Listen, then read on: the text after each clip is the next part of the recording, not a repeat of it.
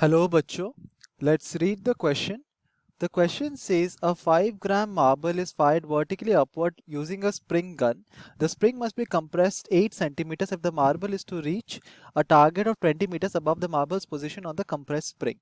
What is the change delta Ug in the gravitational potential energy of the marble earth system during the 20-meter ascent? What is the change Us in the elastic potential energy of the spring during its launch of the marble? What is the spring constant of the spring? तो इस question में हमें 3 parts दिए गए हैं और इस question को सॉल्व करने के लिए हम जो की कॉन्सेप्ट यूज करेंगे, तो पहला कॉन्सेप्ट होगा हमारा concept of conservation of mechanical energy. तो हम यहाँ पे लिख सकते हैं कंजर्वेशन ऑफ मैकेनिकल एनर्जी। और जो सेकंड कॉन्सेप्ट हम यूज करेंगे वो होगा जो इलास्टिक पोटेंशियल एनर्जी होता है of a spring. So we can write here the elastic potential energy of the spring is equal to half k x square, जहाँ पर के होता है उसका स्प्रिंग कांस्टेंट और एक्स होता है इसका डिस्टेंस और distance by which the spring is compressed. तो हम यहाँ पे लिख सकते हैं कंप्रेस्ड डिस्टेंस। तो अगर हम क्वेश्चन को ऑब्जर्व करेंगे तो हमारे पास एक स्प्रिंग है और ये स्प्रिंग कुछ इस तरह से एग्जिस्ट करता है जो कि x is equal to 8 centimetre हमारा कंप्रेस किया गया है उस स्प्रिंग को। और कंप्रेस स्टेट में हमारा स्प्रिंग के ऊपर एक 5 ग्राम का मार्बल है जो कि जब हम स्प्रिंग को छोड़ देते हैं तब ये क्या करता है, एक 20 मीटर का, तो h इक्वल 20 मीटर का हाइट जो होता है ये असेंट करता है। तो पहले पार्ट ऑफ द क्वेश्चन में हमें ये कहा गया कि what is the change in the gravitational potential energy of the spring earth system.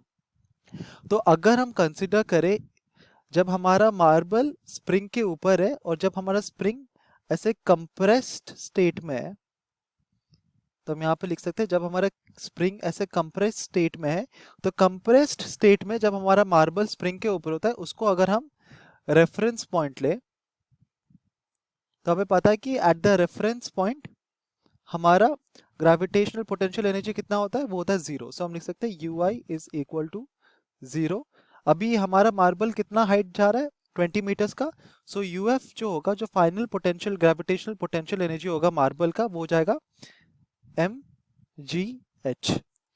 m कितना है 5 gram, so it is 5 multiplied by 10 to the power minus of 3 multiplied by 9.8 multiplied by 20, और ये जूल्स में होगा और ये होता है to be equal to 0.98 joules. तो हमको इनिशियल और फाइनल ग्रेविटेशनल पोटेंशियल एनर्जी मिल गया। So we can say delta UG which is the change in gravitational potential energy, ये हो जाएगा UF minus of UI, this is equal to simply 0.98 joules.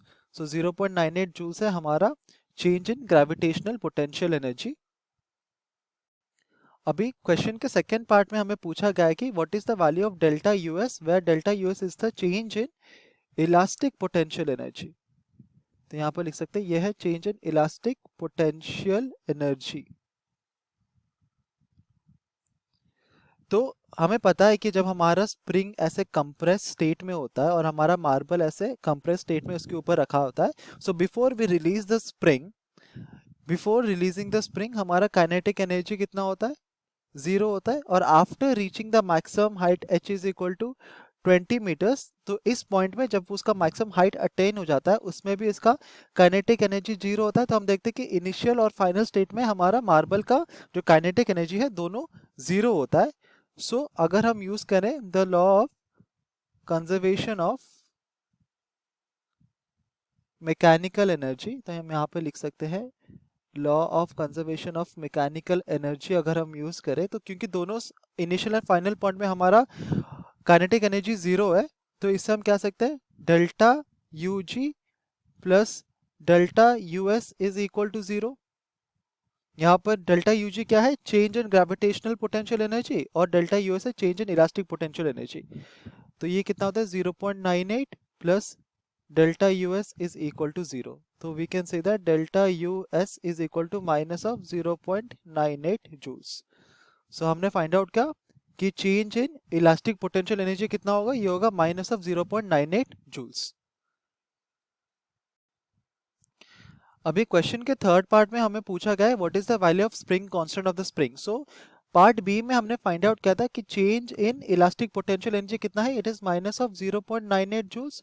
तो अगर हम सिर्फ मैग्नीट्यूड के टर्म में लिखें तो ये कितना होगा 0.98 जूल्स।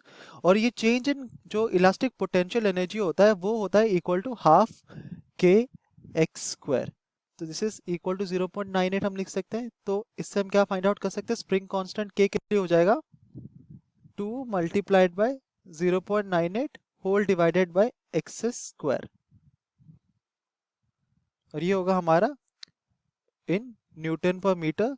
तो अगर हम सब्स्टिट्यूट करें तो ये होगा 0.98 और x का वैल्यू हमको कितना गया है 8 सेंटीमीटर्स। तो 8 सेंटीमीटर्स मतलब 8 multiplied by 10⁻⁻² whole square newton per metre. इसको अगर हम कैलकुलेट करेंगे तो हमको मिलेगा 3.1 multiplied by 10⁻⁻² newton per metre और 3.1 न्यूटन पर सेंटीमीटर। तो ये हो जाता है हमारा value of spring constant for the given spring. Hope you understood it well. Best of luck.